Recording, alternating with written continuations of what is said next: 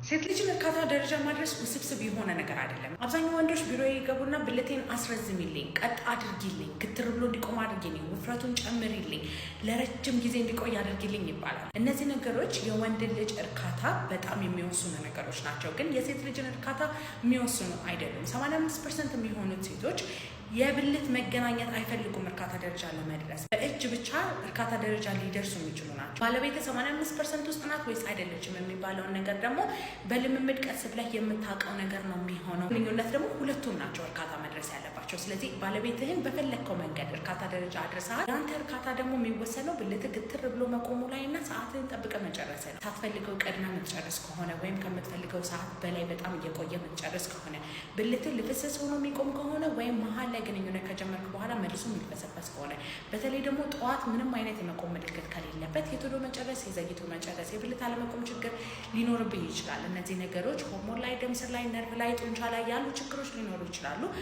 መታከም ትችላለህ። በማንኛውም ስንፈተ ወሲብ መታከም ከፈለጋችሁ ባዮ ላይ ባለው ስልክ ቁጥር ደውላችሁ ቀጠሮ ማስያዝ ትችላላችሁ። በሬ ሁል ጊዜ ክፍት